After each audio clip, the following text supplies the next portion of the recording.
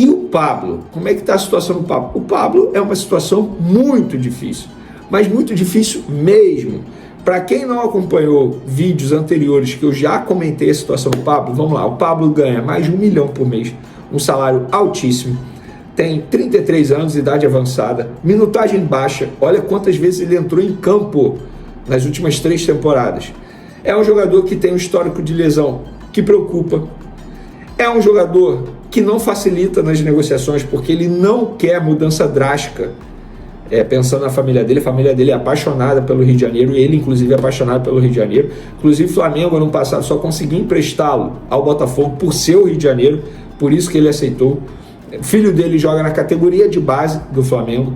Então, pessoal, é uma situação muito difícil. O Pablo vai querer ficar no Flamengo assim, desse jeito, treinando à parte. Para ele, tá tudo bem. Pelo menos essas informações que o Flamengo tem. Para ele, tá tudo bem. Ele fica ali até dezembro, depois ele sai livre. Se ele quiser encerrar a carreira dele, ele encerra. Se ele quiser fechar com outro clube, ele que vai negociar salário, luvas, ou seja, vai ainda pegar um dinheiro maior para ele. Então, a situação do Pablo é essa. É muito difícil. E não adianta você achar, beleza, o José Boto vai fazer algo. Beleza, ele vai pressionar, vai botar o Pablo para treinar às 5 horas da manhã, o Pablo vai se apresentar às 5 horas da manhã e assim vai seguir a vida até dezembro. A culpa também não é da última, quer dizer, a última gestão acabou cedendo demais aos pedidos dos treinadores. Foi o Paulo Souza que pediu a contratação do Pablo. A gestão atendeu ao pedido, mas nunca deu certo, nunca se firmou. Lembrando que o Pablo foi contratado na ocasião para ser o titular e o Fabrício Bruno reserva. Quem deu mais certo? O Fabrício Bruno. Sobre o Jorginho, hoje tem jogo lá, e aí não teve nenhum avanço, mas já está tudo acertado de boca, assim, com o empresário dele lá da Europa, com os empresários dele aqui no Rio de Janeiro, que estão representando ele nessas conversas, entre o Flamengo também, tudo apalavrado de boca. O Flamengo entende que, entre aspas, encaminhou a contratação desse jogador, é só botar ali no papel mesmo, assinar e comemorar, porque é um jogador sensacional. E vou te falar, eu soube quanto que o Flamengo vai gastar com o Jorginho pelos 3 anos de contrato, e me relataram que esses 3 anos de contrato vai ser menor que o Alcaraz receberia em 3 anos. Então o Jorginho, ele vem para vaga do Alcaraz na folha salarial e ganhando menos ainda. Não nas mesmas funções, tá, pessoal? O Felipe Luiz e o José Boto enxergam que o Jorginho não vem para a função do Alcaraz. São funções diferentes. Ele vem para brigar por uma vaga no time titular com o Eric Pulgar, por exemplo, uma espécie de camisa 5 no time do Flamengo. Eu não vou falar o nome da pessoa porque, teoricamente, eu estou até desmentindo a pessoa, mas enfim. Flamengo negocia com Carrasco, ex-Atlético de Madrid, atualmente no Al-Shabaab da Arábia Saudita, mas enfrenta a concorrência do Vasco da Gama, que também quer o jogador. Carrasco tem boa relação com o Felipe Luiz, dos tempos de Atlético, mas a negociação não é considerada simples, pois o jogador tem contrato com o clube árabe até 30 de junho de 2027. Vasco também fez sondagem e segue interessado na contratação. Bom, ele mesmo, o jornalista mesmo, publicou duas coisas ali, né, no mesmo tweet. Porque primeiro ele diz que o Vasco está na briga com o Flamengo pela negociação. Depois ele fala que o Vasco fez apenas sondagem e está interessado. Então, teoricamente, não está na briga. E não está na briga porque o Flamengo não está nem querendo a contratação desse jogador. Pelo que eu apurei, tá? O Carrasco, o belga Carrasco, o primeiro nome dele é esse aqui, ó. Yannick Carrasco, belga, tá? 31 anos, meia. Está atualmente no Al-Shabaab, lá do mundo árabe, da Arábia Saudita. Ele não está na mira do Flamengo, ele na verdade foi oferecido ao Flamengo e a diretoria rubro-negra descartou. O nome não interessa nesse momento. Futuramente, só Deus sabe o que vai acontecer futuramente.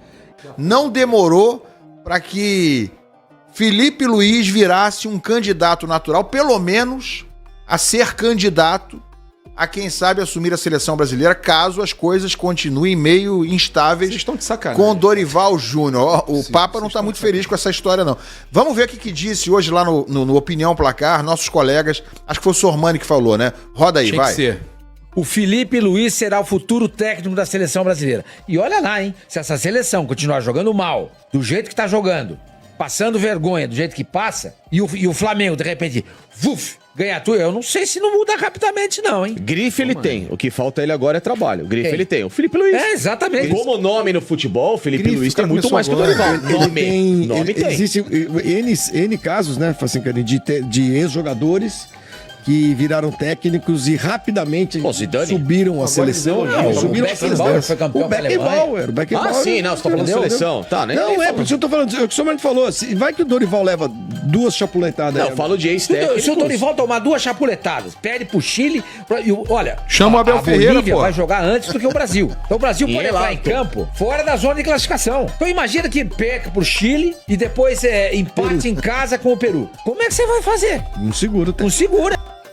Tá errado ele, ô Papa? Que isso, cara? Pô, esse é olho grande, cara. Isso aí. Desculpa. Olho grande? Não, é olho grande. Olha só, você tem que entender que a nação brasileira é maior do que a Mas, rubro-negra. cara, o cara acabou de começar, tá fazendo um bom trabalho, mas ele está começando. Ele está começando. Espera o cara ter um resultado. Ah, vocês não falam que é a Supercopa. Mas já foi campeão 2 vezes. Pelo amor de Deus, Copa, a Supercopa do não é um Brasil e título. Supercopa. Mas é título, é taça. Peraí, vamos fazer Mas, Você tá ô, diminuindo Papa, a justiça do Flamengo Flamengo agora? trabalhar, meu amigo. Ontem você entrou aqui O falando que Felipe o Felipe já ganhou mais do Luiz que o Dunga, por tem exemplo. tudo pra ser um dos maiores técnicos do mundo. Tem tudo pra ser um dos maiores técnicos do mundo. Ele não pode estar na seleção brasileira. Ele está começando. Tem nomes aí. O cara vi falar, o Facincani, com a cara lavada. Vi falar, ele, o Sormani, que o Felipe Luiz já tem grife. Tinha como jogador, não como treinador. Que história é essa? Ué, 2 títulos em 6 meses. Cara, que Quem história fez é isso? essa de falar que o Felipe Luiz já tem mais condição do que Jorge Jesus e Abel Ferreira de assumir a seleção? Deixa o Felipe Luiz Ó, ali, vale deixa ele fazer o lembrar trabalho que o dele. Dunga- Deixa ele fazer o trabalho. A raiz é outra. Fala, nação rubro-negra. Hoje temos uma bomba sobre o futuro de um dos jogadores mais importantes do Flamengo, Gerson. O Coringa do Mendon. Um meio-campista entrou no radar do Zenit, da Rússia, e o clube russo fez uma proposta milionária para tirar o jogador do Flamengo. O valor da oferta impressiona 28 milhões de euros, o que equivale a aproximadamente 158 milhões de reais na cotação atual. Assim que os valores foram apresentados, o staff de Gerson considerou a proposta como excelente, o que já acendeu um alerta tanto na diretoria do Flamengo quanto na torcida. Afinal, um jogador desse nível, com a história que tem no clube, não pode sair assim sem que a nação fique em choque. Mas a grande pergunta que fica no ar é: será que o Coringa pode mesmo deixar o Mengão nesta janela de transferências? Essa informação foi divulgada pelo jornalista Júlio Miguel Neto e confirmada pelo Coluna do Fla, o que aumenta ainda mais a credibilidade da notícia. A possível saída do Gerson pode mudar completamente os rumos do Flamengo nesta temporada, já que ele é um dos pilares do time. Mas calma, nação, ainda não há nada confirmado, e o momento do jogador no clube pode pesar muito na sua decisão. A gente sabe que Gerson não é só mais um jogador,